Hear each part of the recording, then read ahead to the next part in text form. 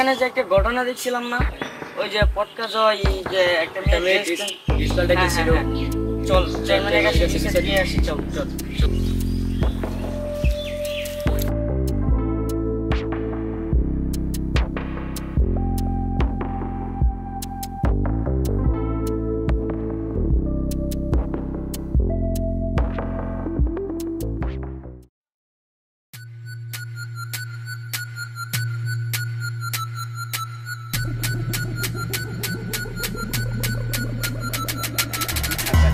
তোমরা যাও, আমি দেখতে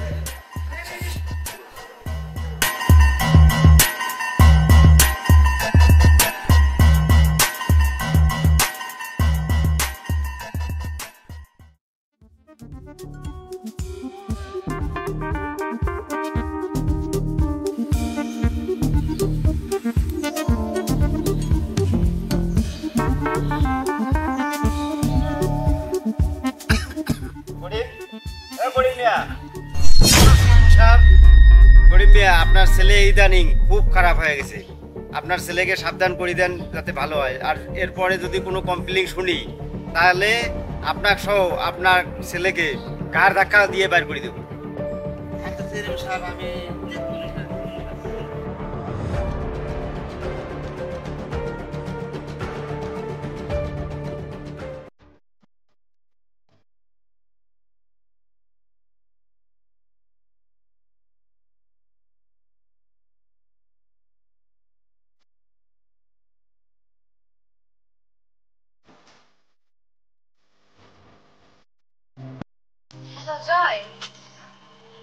কোথায় তুমি? সেই সকাল থেকে বলছো তুমি তোমার সাথে দেখা করতে, আর আমি কখন থেকে বসে আছি, তুমি এখনো আসতেছো না। দেখো 5 মিনিটের ভিতরে তুমি আমার সাথে দেখা করো। হয়তো দেখা করো, না হলে আমাকে বলে দাও, আমি চলে যাই।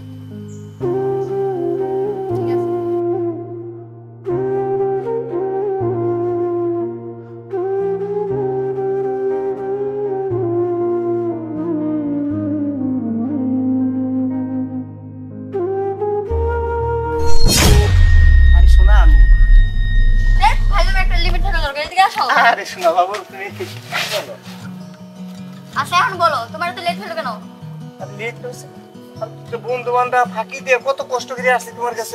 কখন থেকে বসে আছি আমি। আরে শোনো, দাঁড়া, আরে দাঁড়া, রাখো। আচ্ছা তুমি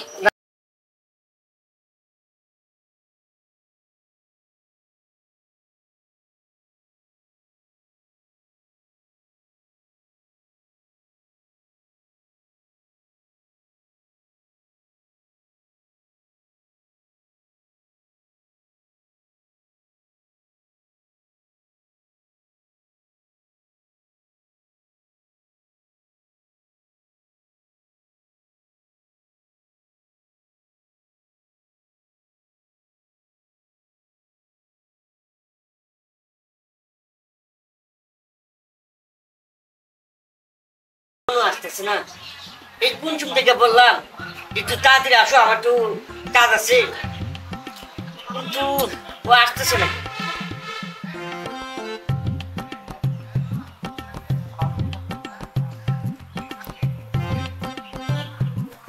হ্যালো, কই তুমি? আরে কখন থেকে তোমার জন্য ওয়েট করতেছি। তোমার বললাম যে একটু তাড়াতাড়ি চলে আসো, আমার একটু কাজ আছে। হ্যাঁ, একটু তাড়াতাড়ি আসো। শুনো না, একটু তাড়াতাড়ি আসো। হ্যাঁ, একটু তাড়াতাড়ি আসো।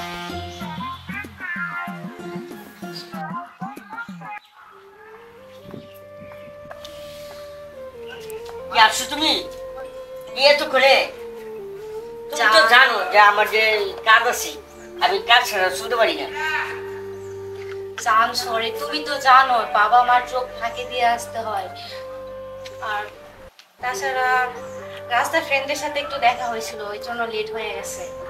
আচ্ছা ঠিক আছে, শোনো আমি যেটা বলতেছি, তোমার আর আমার বিয়ের ব্যাপারটা, ঠিক আছে? আমি আপনার কাছে বলছি, জানো তো আমি এক ব্যাপারে এক বলা, তাও আমার আব্বা চেয়ারম্যান, বুঝছো? এখন ঘটনা আব্বার বলছি, আব্বা বলছে তুই একদিন মেয়েরে নিয়ে আসিস। হ্যাঁ, আমি দেখুন পরে আমি কিছু একটা ঠিক আছে আব্বা, আপনি নিয়ে আসুন, মেয়েরে দেখে তোমার অনেক পছন্দ। এসে তখন বিষয় একটা ঠিক আছে।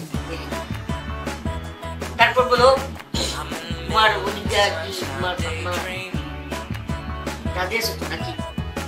আরে রাজি হইব না কেন? আমি বাবা আমার একমাত্র ভাইয়া, আমি যেটা বলবো সেটাই শুনবে, রাজি হবে না কেন?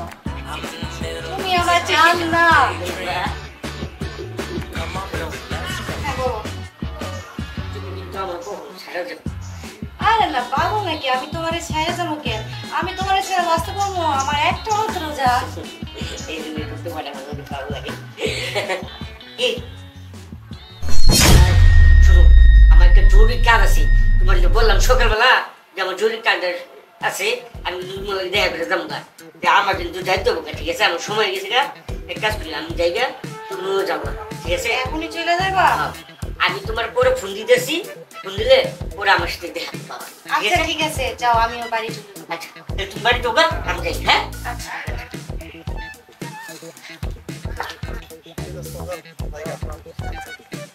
ভালো হয়েছে রে। সুন্দরী কেমন আছো? এ সরেন আপনি, আমরা যাইতে দেন। সুন্দরী চলো আমরা ঘুরে আসি। সুন্দরী চলো না কি সুন্দরী, করেন ছাড়েন? আরে চলো সুন্দরী। আপনার ঘরে কি মা বোন নাই? এরকম করেন কেন আপনি? আরে ছাড়েন আপনি। আমার আগে তুলে নিয়ে ছাড়েন আমারে। ছাড়েন বলতেছি, ছাড়েন। ছাড়েন। ছাড়েন আমারে। ছাড়েন। ছাড়েন বলতেছি, ছাড়েন। ছাড়েন বলতেছি, ছাড়েন আমারে। ছাড়েন আমারে। ছাড়েন বলতেছি, ছাড়েন। কষ্ট করে আর মধ্যে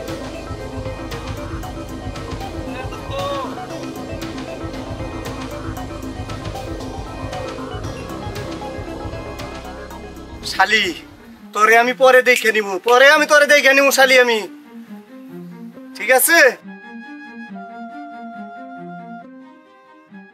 আব্বা, আব্বা, এই তাড়াতাড়ি বাইরো। কিসে? আব্বা, ওই যে বন্ধ যা আছে না, হ্যাঁ। ওই কি করছে জানো? করছে। ওই যে আমি যারা ভালোবাসি না, হ্যাঁ, ওই ওর লগে মনে হয় খারাপ ব্যবহার করছে। আর কি করবে আমি এটা কর, আমি ওর বাসায় এখনই লোক পাঠাই দিয়ে আর ধরে নিয়ে এসেছি। আমি যেটা করি তাড়াতাড়ি করি। আমি কিন্তু এসব ভালো লাগতেছে না, আর একটা পিছিয়ে করতে হইব। আর এত এত ইয়ে মানতে পারবো না, ঠিক আছে? খালি এই হেনে এটা করবো, এটা করবো, এটা করবো, এই সেই লোক এটা করবো, এই সেই লোক এটা করবো, এটা কিন্তু মানবো না। ওখানে এই এলাকা ছাড়া কোনো। আমি এই মুহূর্তে লোক পাঠাই দিয়ে ধরে নিয়ে এসেছি। আচ্ছা ঠিক আছে, আপনারা ব্যবস্থা করেন, আমি আমার রুমে গেলাম।